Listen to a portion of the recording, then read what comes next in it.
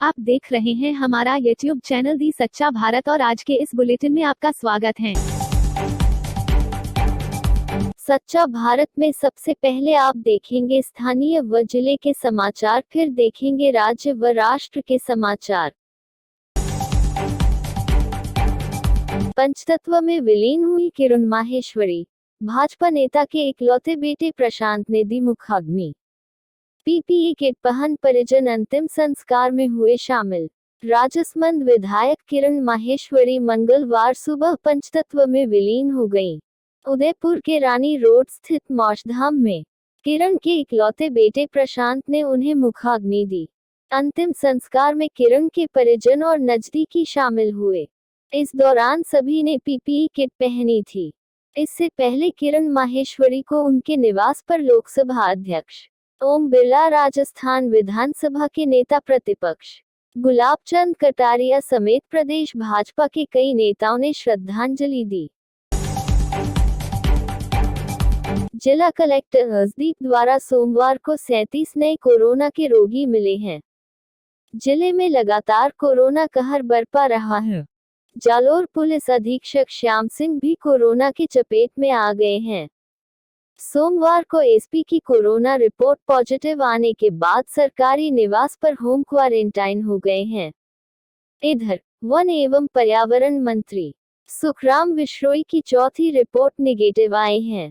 विश्नोई की लगातार 3 report corona की पॉजिटिव आने के बाद जयपुर शहर के प्रताप नगर स्थित RUHS अस्पताल में विशेष एम्बुलेंस से पहुंचकर भर्ती हुए थे।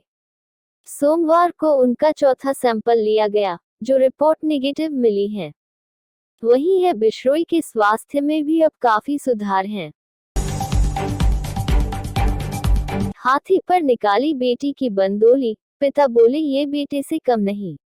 बेटी बचाओ बेटी पढ़ाओ अभियान में राज्य में ब्रांड एम्बेसडर बने पाली में रविवार को एक बेटी की बंदोली घोड़ी की बजाय हाथी पर निकाली गई। पिता बोले मेरे एक बेटा व एक बेटी, दोनों की परवरिश बेटे के समान ही की है, तो विदाई भी शानदार तरीके से ही होनी चाहिए। दुल्हन माया कंवर हाउसिंग बोर्ड निवासी शांता कंवर पत्नी खेत सिंह चौहान की बेटी है। खेत सिंह सेल्स टैक्स विभाग से सहायक प्रशासनिक पद से हाल ही में सेवानिवृत्त हुए हैं। आबादी क्षेत्र में खुले पड़े विद्युत ट्रांसफार्मरों से हर समय मंडरा रही मौत। प्रशासन को खबर फिर भी बेखबर।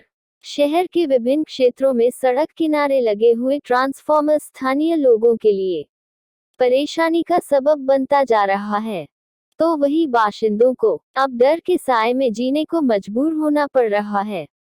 कई बार शिकायतें करने के बाद भी डिस्कॉम विभाग आज दिन तक विभिन्न क्षेत्रों में ट्रांसफार्मर की समस्या है लोगों को राहत नहीं दी।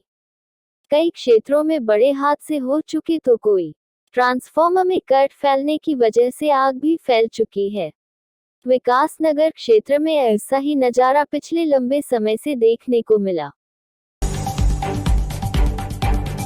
उद्योगपति वैभव भार्गव की मौत मामले में जल्द हो सकता है खुलासा। फोन कॉल और बैंक डिटेल खंगाल रही पुलिस। जोधपुर उद्योगपति वैभव भार्गव के मौत की गुत्थी सुलझाने में जोधपुर पुलिस तत्परता से जुटी हुई है।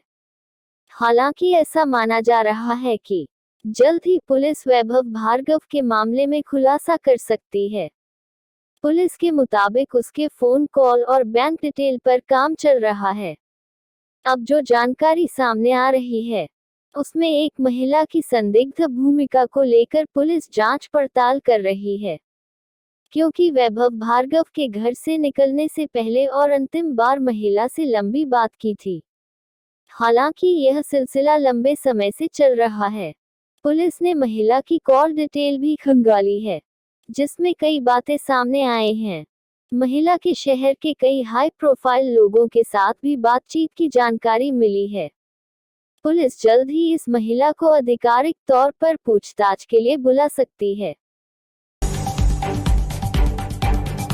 काला हिरण शिकार केस कोरोना काल में सलमान को 8 महीने में छठी बार माफी, अब अगले साल ही होंगे पेश। बहुचर्चित हिरण शिकार प्रकरण में फिल्म अभिनेता सलमान खान मंगलवार को एक बार फिर कोर्ट में पेश नहीं हुए। उनके वकील हस्तिमल सारस्वत ने कोरोना का हवाला देते हुए कोर्ट से पेशी में छूट की मांग की थी, जिस पर जिला एवं सत्र कोर्ट ने सलमान को राहत देते हुए मामले में अगली सुनवाई 16 जनवरी तय कर दी है। लेकिन कोर्ट ने सलमान को हाजिर होने के सख्त आदेश दिए हैं। कोरोना काल में सलमान की तरफ से यह 6वीं बार पेशी में छूट मांगी गई थी, जबकि इस मामले में कुल 15वीं बार हाजिरी माफी ली गई है। जयपुर, शादी से घर लौट रहे बाइक सवार 5 युवकों को बेकाबू अज्ञात वाहन ने कुचला, 2 की मौत। जिले के रेनवाल कस्बे में रामजीपुरा के पास अज्ञात वाहन ने 4 बाइक को टक्कर मार दी, जिसमें 2 लोगों की मौत हो गई और 6 लोग गंभीर रूप से घायल हो गए हैं। बता दें कि 2 बाइक पर 5 लोग शादी समारोह में शामिल होकर घर लौट रहे थे, जबकि 2 अन्य बाइक पर 3 लोग अपने घर जा रहे थे। वहीं घटना के बाद घायलों को 108 एम्बुलेंस की मदद से रेनवाल सीएचसी लाया गया, जहां पर चिकित्सकों ने 2 को मृत घोषित कर दिया। साथ ही प्राथमिक उपचार के बाद 6 घायलों को गंभीर हालत में जयपुर के एसएमएस हॉस्पिटल रेफर कर दिया गया। सच्चा भारत में नियमित देखिए मध्याह्न में लंच ब्रेक न्यूज एवं रात्रि में डिनर ब्रेक न्यूज। किसान बातचीत को राजी। किसानों से मिलने से पहले शाह राजनाथ की मौजूदगी में केंद्र की मीटिंग, 36 घंटे में तीसरी बैठक। केंद्र के कृषि बिलों के खिलाफ दिल्ली की सीमाओं पर किसानों के आंदोलन का आज 6ठा दिन है। सरकार ने किसानों को आज 3 बजे बातचीत के लिए बुलाया है। किसान भी इसलिए तैयार हो गए क्योंकि सरकार ने कोई शर्त नहीं रखी है। इससे पहले सरकार के मंत्रियों ने एक अलग मीटिंग की। किसानों के मुद्दे पर 36 घंटे में यह केंद्र की तीसरी बैठक थी। भाजपा अध्यक्ष जेपी नड्डा के घर हुई इस मीटिंग में गृह मंत्री अमित शाह, रक्षा मंत्री राजनाथ सिंह और कृषि मंत्री नरेंद्र सिंह तोमर मौजूद थे। इससे पहले शाह ने बीएसएफ राइजिंग डे इवेंट में जाने का शेड्यूल टाल दिया था। इसकी वजह एक अहम ऑफिशियल काम होना बताई गई है। वन विभाग के दफ्तर को बना रखा था मैखाना, शराब पार्टी करते कर्मचारी का वीडियो वायरल। दौसा, जनता की सुनवाई के लिए खोले गए सरकारी कार्यालय अधिकारियों की अनदेखी के कारण मैखाने बनते जा रहे हैं। ताजा मामला वन विभाग के लालसोट रेंज के कार्यालय का है, जहां कर्मचारियों और लोगों द्वारा शराब पार्टी करने का वीडियो वायरल हो गया। वीडियो सामने आने के बाद वन विभाग में हड़कंप मचा हुआ है। लालसोट उपखंड के वन विभाग के रेंज चौकी के वन विभाग के कार्यालय में ही कार्मिक व लोग शराब पीते हुए देखे गए, जिसका वीडियो अब सोशल मीडिया पर वायरल हो रहा है। वन विभाग के कार्यालय में 2 लोग शराब की बोतल खोलकर पीने में लगे हुए थे। इसी दौरान कुछ लोगों ने उसका वीडियो बना लिया। वीडियो सामने आने के बाद पूरे विभाग में हड़कंप मच गया। गैर हिंदी राज्यों में भाजपा। पिछले 6 साल में 10 राज्यों में बीजेपी की सरकार बनी और 7 में सीएम, 4 में अभी भी इंतजार। हैदराबाद में निकाय चुनाव के लिए आज मतदान हो रहा है। इससे पहले यहां का चुनावी कैंपेन सुर्खियों में रहा। राष्ट्रीय स्तर पर भी इसे खासी तवज्जो मिली। इसके पीछे वजह रही बीजेपी के बड़े नेताओं का मैदान में उतरना। गृह मंत्री अमित शाह, पार्टी अध्यक्ष जेपी नड्डा और यूपी के फायर ब्रांड मुख्यमंत्री योगी आदित्यनाथ जैसे दिग्गजों ने यहां रोड शो और रैलियां की। अब सवाल उठता है कि आखिर निकाय चुनाव के लिए बीजेपी बड़े नेताओं को क्यों मैदान उतार रही है। 90 के दशक में तो अटल आडवाणी विधानसभा चुनावों में भी ऐसा कैंपेन नहीं करते थे। चिकित्सा मंत्री के बचाव में सीएम के बयान पर भड़की देवनानी, कहा रघु शर्मा पर हो कार्रवाई या बदले डिपार्टमेंट। शर्मा अब जयपुर। कोरोना संक्रमित होने के बाद भी RUHS अस्पताल में चिकित्सकों के साथ दौरा करने के मामले में चिकित्सा मंत्री रघु भी भाजपा के निशाने में हैं।